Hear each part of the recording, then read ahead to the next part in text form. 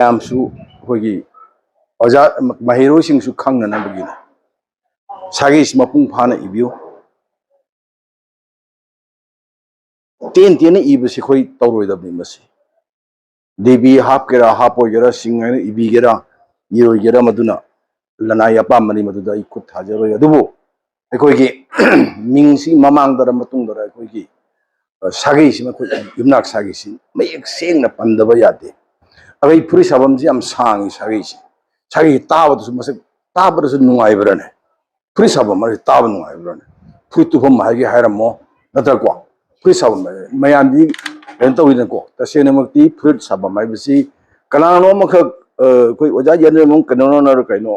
ꯑꯩꯈꯣꯏꯒꯤ ꯑꯏꯕꯅꯅ ꯈꯨꯖꯂꯥꯜꯅ ꯍꯥꯏꯕ ꯃꯇꯝꯗ ꯑꯩ ꯃꯗꯨ ꯈꯤꯇꯪ ꯀꯩꯅꯣ ꯇꯧꯕꯗꯤ ꯑꯩꯈꯣꯏꯒꯤ ꯐꯨꯔꯤꯠ ꯁꯥꯐꯝ ꯍꯥꯏꯕꯁꯤ ꯁꯤꯗ ꯂꯥꯛꯑꯒ ꯑꯁꯥꯝꯗ ꯑꯩꯈꯣꯏꯒꯤ ꯅꯤꯡꯊꯧꯅ ꯐꯨꯔꯤꯠ ꯁꯥꯕ ꯈꯣꯠꯄ ꯇꯧꯕꯒꯤ ꯃꯇꯝ ꯑꯗꯨꯅ ꯍꯥꯏ ꯑꯗꯨꯕꯨ ꯑꯩꯒꯤ ꯋꯥꯈꯜꯗꯗꯤ ꯐꯨꯔꯤꯠ ꯁꯥꯐꯝ ꯍꯥꯏꯕꯁꯤ ꯌꯥꯝ ꯂꯤꯔꯕ ꯃꯇꯝꯒꯤꯅꯦꯕ ꯐꯨꯔꯤꯠ ꯁꯥꯔꯤꯉꯩꯒꯤꯅꯤꯀꯣ ꯕꯦꯝ ꯁꯥꯇ꯭ꯔꯁꯤꯡꯗ ꯑꯩꯅ ꯍꯥꯏꯅꯤꯡꯉꯤꯁꯤ ꯑꯣꯖꯥꯁꯤꯡꯅ ꯐꯨꯔꯤꯠꯁꯦ ꯁꯥꯔꯤꯉꯩꯗ ꯐꯨꯔꯤꯠ ꯇꯨꯕ ꯅꯠꯇꯕ ꯎꯀꯨ ꯋꯥꯀꯨꯅ ꯁꯥꯔꯤꯉꯩ ꯃꯇꯝ ꯀꯣ ꯑꯗꯨꯒꯤ ꯃꯇꯝꯗꯨꯒꯤ ꯑꯣꯏꯔꯝ ꯇꯥꯔꯦꯅ ꯑꯩ ꯈꯟꯖꯩ ꯑꯗ ꯃꯁꯤꯅ ꯑꯩ ꯆꯥꯎꯊꯣꯛꯆꯕꯒꯤ ꯀꯩꯅꯣꯅꯦ ꯑꯩ ꯆꯥꯎꯊꯣꯛꯆꯔ ꯅꯨꯡꯉꯥꯏꯖꯕꯗꯣ ꯑꯩꯅ ꯑꯗꯨꯝ ꯃꯤꯅ ꯑꯩꯈꯣꯏꯒꯤ ꯑꯩꯅ ꯏꯕ ꯃꯇꯝꯗ ꯑꯩꯁꯦ ꯉꯁꯥꯏꯒꯤ ꯏꯆꯦ ꯃꯍꯥꯔꯥꯃꯥꯏꯗ ꯂꯩꯔꯝꯕꯅꯤꯅ ꯏꯕꯗ ꯑꯩꯅ ꯁꯥꯒꯩ ꯈꯔ ꯏꯕꯗ ꯅꯨꯡꯉꯥꯏꯇꯦ ꯍꯥꯏꯕ ꯌꯥꯎꯈꯤ ꯑꯩꯅ ꯁꯟꯗꯣꯛꯅ ꯇꯥꯛꯄꯗ ꯑꯩꯈꯣꯏꯒꯤ ꯀꯔꯤ ꯍꯥꯏꯒꯦ ꯁꯥꯒꯩꯅꯣ ꯒ꯭ꯌꯥꯟ ꯑꯃ ꯇꯥꯗꯦ ꯁꯝꯕꯥꯟ ꯗꯣꯔꯥꯝ ꯒꯥꯏꯁꯦ ꯍꯥ ꯁꯝꯕꯥꯟ ꯗꯣꯔꯥꯝ ꯂꯩꯕ꯭ꯔꯣ ꯁ꯭ꯋꯥꯏꯗ ꯑꯩ ꯂꯩꯔꯝꯃꯤꯅꯤ ꯍꯥꯏꯕ ꯅꯠꯇꯦ ꯂꯩꯔꯝꯃꯣꯏ ꯍꯥꯏꯕ ꯅꯠꯇꯦ ꯃꯣꯏꯒꯤ ꯑꯣꯖꯥ ꯑꯐꯥꯎ ꯑꯐꯥꯎꯕꯁꯨ ꯃꯌꯥꯝ ꯂꯩ ꯑꯩ ꯁꯨꯝ ꯄꯟꯖꯕꯅꯤꯗ ꯑꯗꯨꯝ ꯁꯝꯕꯥꯟ ꯗꯣꯔꯥꯝꯈꯣꯏ ꯁꯥꯡꯉꯤꯗ ꯑꯗꯨꯃꯥꯏꯅ ꯇꯧꯗꯅ ꯐꯨꯔꯤꯠ ꯁꯥꯐꯝꯁꯤ ꯃꯊꯣꯡ ꯃꯔꯨꯝ ꯄꯨꯛꯇꯉꯩ ꯊꯣꯟꯕ ꯁꯥꯒꯩꯅꯦ ꯑꯩꯅ ꯈꯜꯂꯒ ꯑꯗꯨꯕꯨ ꯑꯩꯒꯤ ꯁꯥꯒꯩꯁꯦ ꯑꯩ ꯌꯥꯝꯅ ꯃꯌꯦꯛ ꯁꯦꯡꯅ ꯄꯜꯂꯒ ꯑꯩ ꯌꯥꯝ ꯅꯨꯡꯉꯥꯏꯖꯩ ꯑꯗꯨꯅ ꯃꯁꯤꯃꯛ ꯑꯩ ꯁꯥꯇ꯭ꯔꯁꯤꯡꯗꯁꯨ ꯃꯁꯤꯅ ꯑꯩꯈꯣꯏꯒꯤ ꯁꯥꯒꯩꯒꯤ ꯑꯣꯏꯕ ꯑꯦꯅꯤ ꯀꯩꯅꯣ ꯇꯧꯔꯛꯄ ꯃꯇꯝꯗ ꯖꯥꯇꯤꯒꯤ ꯑꯣꯏꯕꯗꯁꯨ ꯑꯣꯏꯔꯒꯁꯨ ꯃꯁꯤ ꯌꯥꯝꯅ ꯃꯔꯨ ꯑꯣꯏ ꯍꯥꯏꯕꯁꯤ ꯑꯩ ꯊꯝꯖꯒꯦ ꯍꯣꯡꯕꯒꯤ ꯃꯇꯥꯡꯁꯤꯗ ꯑꯩꯅ ꯍꯧꯒꯠꯂꯛꯄꯗ ꯑꯩꯁꯦ ꯂꯥꯛꯄ ꯈꯨꯗꯤꯡꯒꯤ ꯑꯩꯈꯣꯏꯒꯤ ꯃꯤꯇꯤꯡꯁꯦ ꯒꯧꯍꯥꯇꯤꯗꯒꯤ ꯍꯦꯛ ꯂꯥꯛꯄꯅꯤꯅ ꯃꯇꯝꯁꯦ ꯑꯩꯅ ꯍꯦꯛ ꯑꯣꯖꯥꯗ ꯑꯩ ꯍꯥꯏꯖꯩ ꯑꯩ ꯂꯥꯛꯄꯁꯤꯗꯤ ꯅꯨꯡꯇꯤ ꯈꯨꯗꯤꯡ ꯂꯥꯛꯀꯗꯧꯁꯨ ꯉꯝꯗꯦ ꯉꯁꯤ ꯆꯠꯈ꯭ꯔꯦꯅ ꯍꯌꯦꯡ ꯍꯦꯛꯇ ꯊꯣꯔꯛꯀꯗꯧꯁꯨ ꯅꯠꯇꯦ ꯑꯗꯨꯅ ꯂꯥꯛꯏꯉꯩꯁꯤ ꯀꯥꯏꯗꯅ ꯁ꯭ꯀꯨꯜ ꯈꯔ ꯆꯠꯂꯒ ꯌꯦꯡꯕ ꯈꯣꯠꯄ ꯇꯧꯁꯤ ꯑꯣꯖꯥ ꯑꯁꯨꯝ ꯑꯩꯅ ꯂꯛꯈꯤꯄꯨꯔ ꯃꯥꯏꯀꯩꯁꯤꯗ ꯃꯃꯤꯡ ꯌꯥꯝ ꯇꯥꯔꯒ ꯑꯩꯅ ꯆꯠꯄꯁꯨ ꯈꯨꯗꯣꯡꯆꯥꯗꯕ ꯍꯥꯏꯇꯥꯔꯦ ꯀꯁꯥꯔꯒꯤꯁꯤꯗ ꯑꯗꯨꯃꯥꯏꯅ ꯇꯧꯅ ꯉꯁꯥꯏꯒꯤ ꯑꯣꯖꯥ ꯍꯔꯤꯗꯥꯁꯅꯦ ꯑꯗꯒꯤ ꯑꯣꯖꯥ ꯉꯧꯕꯅꯦ ꯑꯩꯈꯣꯏ ꯑꯍꯨꯝꯁꯤ ꯍꯦꯛ ꯄꯨꯜꯂꯤ ꯆꯠꯄ ꯈꯨꯗꯤꯡꯒꯤ ꯁ꯭ꯀꯨꯜꯁꯤꯡꯁꯤꯒ ꯑꯩꯗꯤ ꯑꯍꯥꯟꯕ ꯆꯠꯄ ꯅꯨꯃꯤꯠꯇꯨꯗꯗꯤ ꯏꯈꯪ ꯈꯪꯍꯧꯗꯦ ꯑꯩꯈꯣꯏ ꯑꯣꯖꯥ ꯍꯔꯤꯗꯥꯁꯅ ꯁꯨꯃꯥꯏꯅ ꯇꯧꯗꯅ ꯅꯣꯏꯒꯤ ꯁꯩꯔꯦꯡ ꯑꯃꯃꯝ ꯏꯔꯛꯎꯅꯦ ꯁꯩꯔꯦꯡ ꯂꯥꯏꯔꯤꯛ ꯐꯣꯡꯗꯣꯔꯤꯃꯤꯅꯦ ꯍꯥꯏ ꯑꯣꯖꯥ ꯍꯣꯏ ꯂꯥꯛꯄꯗꯁꯨ ꯑꯣꯖꯥ ꯍꯣꯏꯒꯤ ꯗꯁꯨ ꯑꯗꯨꯝ ꯍꯥꯏꯔꯝꯃꯤ ꯑꯗꯨꯗꯒꯤꯗꯤ ꯂꯝꯔꯒꯥꯝꯗꯁꯨ ꯕꯣꯟꯇꯥꯔꯥꯄꯨꯔꯗꯁꯨ ꯑꯗꯨꯗꯩ ꯀꯗꯥꯏꯅꯣ ꯑꯦꯅꯤ ꯆꯠꯂꯨꯕ ꯍꯧꯖꯤꯛꯀꯤ ꯍꯥꯏꯔꯤꯕ ꯂꯩꯍꯥꯎ ꯗꯦꯕꯤ ꯁ꯭ꯀꯨꯜꯅꯆꯤꯡꯕꯗꯁꯨ ꯍꯥꯏꯔꯝꯃꯤ ꯑꯗꯣ ꯑꯩꯅ ꯈꯜꯂꯤꯁꯤ ꯀꯩꯅꯣ ꯇꯧꯔꯤꯁꯤ ꯑꯩꯈꯣꯏ ꯉꯝꯗꯣꯔꯤꯕ ꯉꯝꯃꯣꯏꯗꯣꯔꯤꯕ꯭ꯔꯥ ꯑꯗꯣ ꯉꯝꯒꯅꯤ ꯑꯣꯖꯥ ꯉꯝꯒꯅꯤ ꯑꯗꯨ ꯃꯁꯤꯒꯤ ꯃꯇꯥꯡꯁꯦ ꯑꯩ ꯌꯥꯝꯅ ꯉꯛꯏꯁꯤ ꯑꯩꯈꯣꯏꯒꯤ ꯄꯔꯤꯁꯠꯁꯦ ꯃꯇꯝꯗꯨꯗ ꯌꯥꯝꯅ ꯇꯪ ꯇꯥꯗꯕ ꯐꯤꯕꯝ ꯑꯃꯈꯛꯇ ꯆꯦ ꯆꯥꯡ ꯁꯤꯟꯅꯗꯕꯒꯤ ꯁꯛꯇꯤ ꯈꯔ ꯑꯩꯈꯣꯏ ꯄꯥꯡꯒꯜ ꯈꯔ ꯊꯣꯛꯇꯕ ꯃꯇꯝꯅꯤ ꯁꯦꯟꯊꯨꯝꯁꯨ ꯂꯩꯇꯕ ꯀꯨꯏꯗ꯭ꯔꯤ ꯑꯩꯈꯣꯏꯗ ꯆꯦ ꯆꯥꯡ ꯁꯤꯟꯅꯔꯤꯁꯦ ꯊꯥ ꯐꯥꯗ꯭ꯔꯤ ꯀꯣ ꯑꯗꯨꯅ ꯑꯗꯨꯒꯤ ꯃꯇꯝꯗꯨꯗ ꯑꯣꯖꯥꯁꯤꯡꯁꯤꯅ ꯈꯜꯂꯤꯕ ꯋꯥꯈꯜꯂꯣꯟꯗꯣ ꯁꯤ ꯑꯣꯖꯥ ꯁ꯭ꯌꯥꯝꯀꯤꯁꯣꯔ ꯑꯣꯖꯥ ꯁ꯭ꯌꯥꯝꯀꯤꯁꯣꯔꯅ ꯀꯔꯝꯍꯥꯏꯅ ꯇꯧꯗꯅ ꯀꯗꯥꯏꯗꯒꯤ ꯊꯧꯅꯥ ꯂꯥꯛꯑꯒ ꯂꯥꯏꯔꯤꯛ ꯐꯣꯡꯒꯅꯤ ꯍꯥꯏꯔꯤꯅꯣ ꯍꯥꯏꯁꯤ ꯁꯤꯅꯤ ꯑꯣꯖꯥ ꯍꯔꯤꯗꯥꯁ ꯍꯣꯏꯅ ꯆꯦꯜꯂꯝꯃꯤꯕ ꯑꯣꯖꯥ ꯉꯧꯕ ꯍꯣꯏꯅ ꯆꯦꯜꯂꯤꯕꯁꯤꯡꯁꯦ ꯑꯗꯨ ꯈꯜꯂꯨꯔꯒ ꯑꯩ ꯁꯨꯝ ꯀꯣꯟꯅꯗꯤ ꯈꯪꯉꯛꯑꯦ ꯃꯁꯤ ꯌꯥꯝꯅ ꯃꯔꯨ ꯑꯣꯏꯕ ꯖꯥꯠꯅꯤ ꯂꯥꯏꯔꯤꯛꯁꯤꯡꯁꯤ ꯐꯣꯡꯗꯕ ꯌꯥꯗꯦ ꯑꯉꯥꯡꯁꯤꯡꯁꯤꯒꯤ ꯂꯥꯏꯔꯤꯛ ꯑꯗꯨꯅꯅꯤ ꯉꯁꯥꯏꯒꯤ ꯑꯩꯅꯁꯨ ꯍꯥꯏꯖꯔꯤꯁꯤ ꯁꯤꯁꯤꯒ ꯃꯩꯇꯩ ꯃꯌꯦꯛꯅ ꯑꯃ ꯏꯔꯤꯗꯅꯀꯣ ꯀꯣꯛ ꯁꯝ ꯂꯥꯏꯒꯅ ꯏꯕ ꯌꯥꯎꯕ꯭ꯔꯥ ꯃꯗꯨꯏꯗꯨ ꯆꯞ ꯆꯥꯅ ꯐꯣꯇꯣꯅꯤ ꯍꯧꯖꯤꯛ ꯃꯇꯝꯗꯗꯤ ꯅꯣꯏꯅ ꯀꯥꯎꯔꯣꯏꯗꯕ ꯑꯃꯅ ꯂꯥꯏꯔꯤꯛꯁꯤ ꯅꯪꯅ ꯈꯨꯏ ꯐꯖꯅ ꯏꯔꯛꯑꯕ ꯆꯦꯛꯁꯤꯟꯅ ꯐꯖꯅ ꯏꯔꯕ ꯂꯥꯜꯍꯟꯗꯅ ꯏꯔꯕ ꯍꯥꯏꯔꯤꯕ ꯄꯣꯠꯁꯛꯇꯣ ꯑꯗꯨꯝ ꯐꯣꯇꯣ ꯑꯃ ꯑꯣꯏꯅ ꯑꯗꯨꯝ ꯌꯥꯎꯕ ꯌꯥꯔꯦ ꯅꯪꯅ ꯃꯗꯨꯒ ꯍꯩꯁꯤꯡꯗꯅ ꯅꯪꯅ ꯐꯣꯇꯣ ꯍꯥꯞꯄꯦꯗꯅ ꯐꯣꯇꯣꯗꯨ ꯀꯣꯟꯅꯅ ꯑꯗꯨꯝ ꯆꯠꯈꯤꯗꯣꯔꯕꯅꯤ ꯁꯤ ꯀꯔꯤꯝꯇ ꯄ꯭ꯔꯣꯕ꯭ꯂꯦꯝ ꯂꯩꯇꯦ ꯁꯤꯗ ꯍꯣꯏ ꯍꯥꯟꯅ ꯑꯗꯨꯃꯥꯏꯅ ꯃꯌꯦꯛ ꯁꯦꯝꯖꯤꯜꯂꯒ ꯐꯣꯡꯕꯗꯣ ꯅꯠꯇ꯭ꯔꯦ ꯌꯥꯝ ꯅꯨꯡꯉꯥꯏꯕ ꯃꯇꯝꯅꯤ ꯑꯗꯨꯅ ꯃꯁꯤ ꯑꯩ ꯍꯥꯏꯖꯅꯤꯡꯉꯤ ꯑꯗꯨꯅ ꯑꯩꯈꯣꯏꯒꯤ ꯃꯍꯩꯔꯣꯏꯁꯤꯡꯗ ꯃꯁꯤꯃ ꯑꯩꯈꯣꯏꯒꯤ ꯀꯔꯝꯍꯥꯏꯅ ꯇꯧꯅ ꯋꯥꯈꯜꯁꯦ ꯂꯥꯛꯏꯕ ꯐꯣꯡꯈ꯭ꯔꯤꯕ ꯑꯗꯨ ꯍꯧꯖꯤꯛꯁꯨ ꯑꯩꯅ ꯍꯥꯏꯖꯔꯤꯁꯤ ꯍꯥꯏꯔꯤꯕ ꯀꯃꯤꯇꯤꯁꯤꯅ ꯐꯣꯡꯉꯤꯁꯦ ꯑꯩ ꯃꯈꯛ ꯌꯥꯟꯁꯤꯟꯖꯒꯦ ꯀꯃꯤꯇꯤꯁꯦ ꯌꯦꯡꯉꯨ ꯉꯁꯥꯏ ꯑꯩ ꯃꯃꯥꯡꯗꯁꯨ ꯑꯩꯈꯣꯏꯒꯤ ꯑꯣꯖꯥ ꯄ꯭ꯔꯣꯐꯦꯁꯔꯁꯨ ꯍꯥꯏꯈ꯭ꯔꯦ ꯀꯃꯤꯇꯤꯁꯦ ꯁꯕ ꯀꯃꯤꯇꯤꯅꯤ ꯁꯕ ꯀꯃꯤꯇꯤꯁꯤ ꯈꯪꯉꯤꯗꯅ ꯀꯃꯤꯇꯤ ꯑꯃꯒꯤ ꯃꯈꯥꯗ ꯂꯩꯕ ꯀꯃꯤꯇꯤꯗꯨꯕꯨ ꯁꯕ ꯀꯃꯤꯇꯤꯅ ꯍꯥꯏ ꯅꯠꯇ꯭ꯔꯥ ꯑꯩꯈꯣꯏꯅ ꯆꯥꯛ ꯆꯥꯕꯒꯤ ꯁꯤꯟꯕ ꯉꯥꯡꯕ ꯀꯥꯡꯕꯨ ꯑꯃ अदु कमिटी दुम खा लेबा अदु हाइने समीबा अदुनि अदुगा तौथोरक थबकि याम चावरब सब कमिटी से होई रिसोर्स सब कमिटी हरिसे कसार डिस्ट्रिक्ट की मखादा सेमनियन हाइरियब को अदुबु रिसोर्स सब कमिटी से तौरिब थबक सिदी अखोई सेंट्रल कमिटी की ऑल असम की ओइना पुरिबा अखोई ख्वाइना बाउदा अखोई की तांगदांगबा ड्यूटी म ओइना तौदगदी याम Baba थबकने ngasi noina pariba larik mayam do noina pariba larik mayam se mitai mek ta pariba ade no de larik piga doriba piriba mayam se mitai mek tamna na bagi hayeng su larik ma phongani mitai mek tambagi oja sing mayam tak pi no su ko adu larik su hayeng ama su phong doriba dumai tawdana ngasai gi kano tawse masigi mayek tamna bagi honariba syllabus ta chaliba gahode ta challaga larik pariba sigi yauri oja sing ay amana dungak tani muina challaga no mayam same hariba ओजा सिंह सिगा पुन्ना लोंडिन नना थबक तो मिनरीबा खुसम नना थबक तोरीबा से अखोगी परिषद सिगी मनुंगदा ngसागी resource सब committee से academic resource सब committee सिनी मसी से याम थुनमक अखोइना अइन ओजा सिंह सु हाइजरब अखोई मसी याम थुनमक रिसोर्स एकेडमिक रिसोर्स सेल हाइबा कनो अमक थोनबा ओला सामगे ओना ओजा को याब्रा ओजा ओसु खनबिउ सब कमिटी गा याम न खतंग कने तौ अदु अई छिनबम नते पोछि चाउबा चाउदबसिदी अखोइगी ममिंग नते थबक तुनने थबक याम चाउ तौया याम चाउ तौबरेना ngसागी अइना सुमाय सुम असिगुममा थमजनिंगबगी वखलोनमा ngasi mayan da pondok jari olum se yam chawrab jani mase duna masina adegi amuk ha maming su mayang wangang loi khran su haibra mam mase manipuri sahitya parishad asamgi kanoni ko ming sidi phaja phajana koina kauroi daba Manipuri Sahitya Parishad Assam haiba Assam Manipuri Sahitya Parishad haibsu nate Manipuri Sahitya Parishad aina duga loisamsu nate Manipuri Sahitya Parishad Assam mai mapung phaba maming ne ngasi khoina larik si iba gana taw matam da khoina kari hai Jubuti High School ki oja ne Jubuti High School ki छात्र ने आए mahiroi ne aibse me complete nate natper oibra ne oidedna Sonai Jubuti Singh Manipuri High School से complete ने school से mummy फजा फजा ना mummy से कंप्लीट पनगद लांगदोरी मम्मी नन करी what is the name of your school हरग नंगना जुबोती सिंह खंगब मम्मी इरमग यारो कंप्लीट तो ई बताए को अदुमाय तोदरा मणिपुर साहित्य परिषद असिगिसु मणिपुर साहित्य परिषद असम मसी कंप्लीट ने लालरोय दबा जुमबा मम्मी ने मसिना अमा ए लदगी मथंग दा आइना पुवारी दा हान ओइना खोइना ngasi Jangjin jari khonyang se maru oina academic sub committee sinal lusingaga masi su ngasai su pan khrabani si larik phong sida koi central committee gi maige dagi karigum senpham mamata piba leite ko aduna masi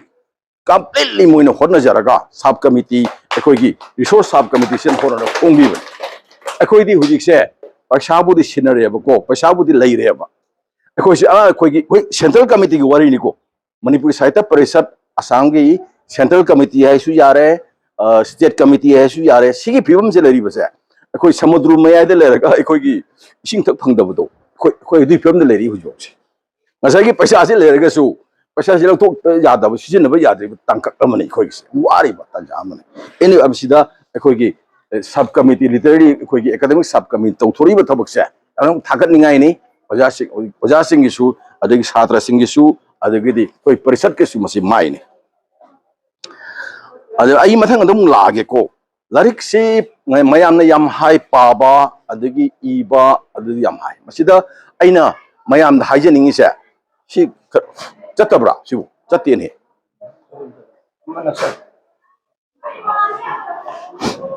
यादी ओ सिनि यारेरा अदु छि थमसु यारबरा चतेने चतकनी फरे फरे दो कछु काइदे चल सुजाई चत्र सुजाई खरी तारे न को याम नुंगाई जरी से मयाम से सुक्लेंग लेंग दबसे अलेंग मखरदु लेंगरे अदु लेंग ब खोई खर दिल हेउरिदना चाक चाब लाम बसिदी कदौदगे आईदी चक्लाई हो मीने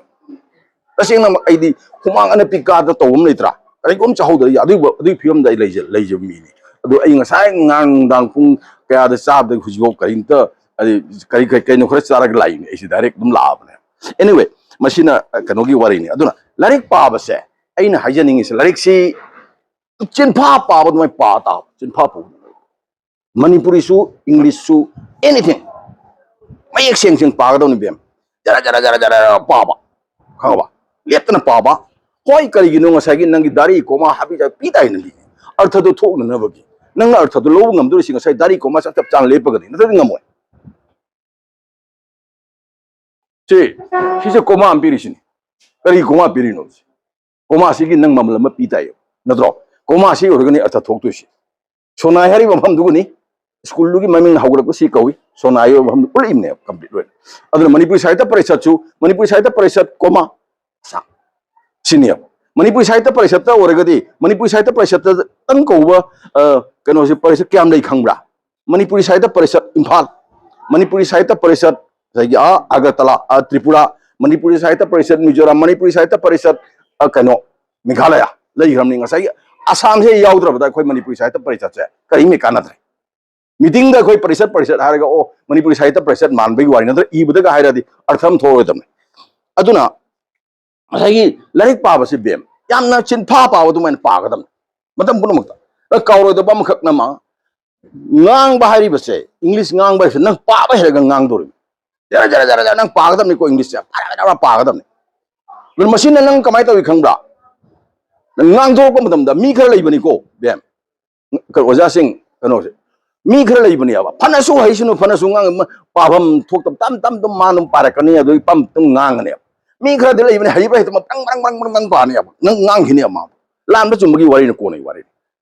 masi mai mai hina bi du masi lon thu na ngang ba hai ba se masi ma ge top top gun na man adu mak na te ina hajari si aina no pable ko no ko pa ba se mai ek seng seng na jara jara jara pa chin pa pu do pa ba adu khang do ri mi adu ngang ba hi do ri mi no English ngang do ri do pan ga do pallaro da mi na English to phajana pa ra ba English ngang da pallaro da mi dum cha cha ra dong hoi Maths kum se ko ibab am changi adu man nga sagi nang khangi subject to su mark phange hare gadi ngasai dari ko mana sing mo to mu gi damak ta ko gi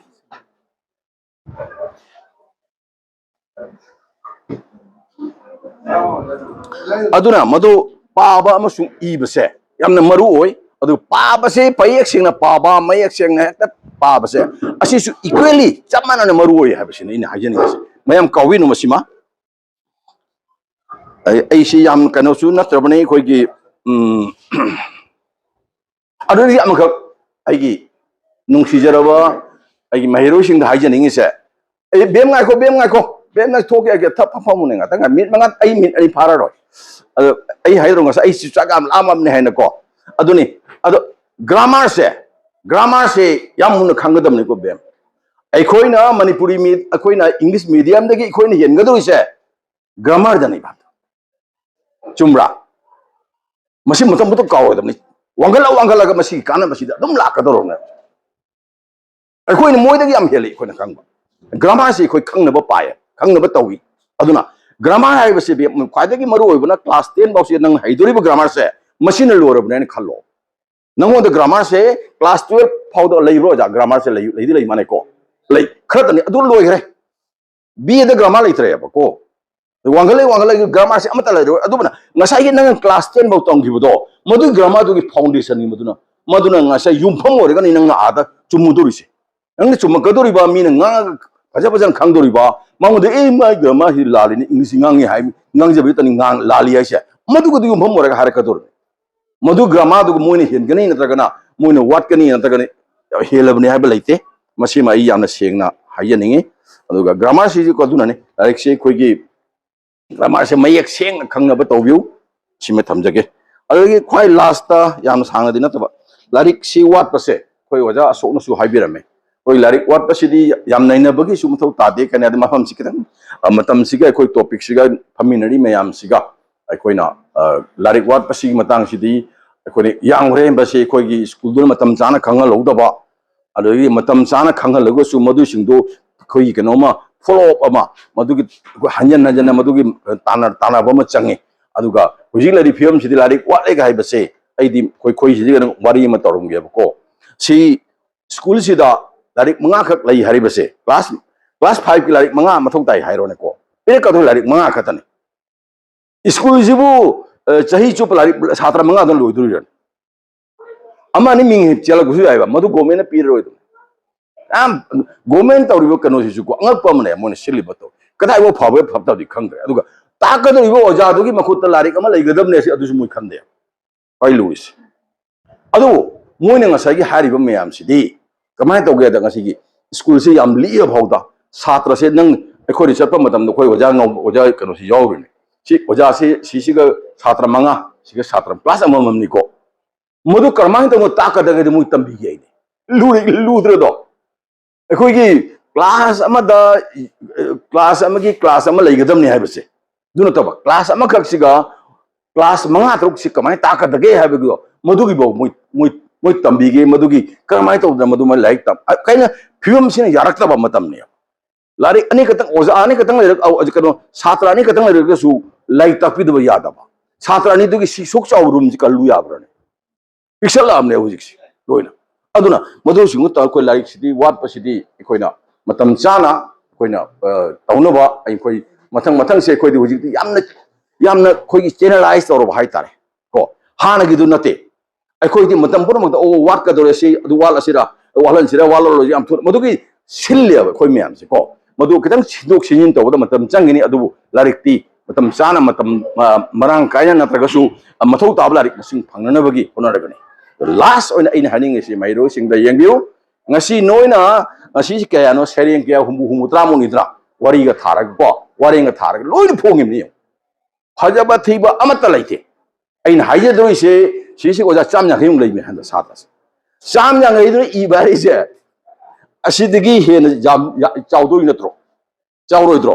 noi loi iradi loi phong ni su hairim ne asi se noi ni kado widong iroi doi no sini yesi chumi ko khallaroi damne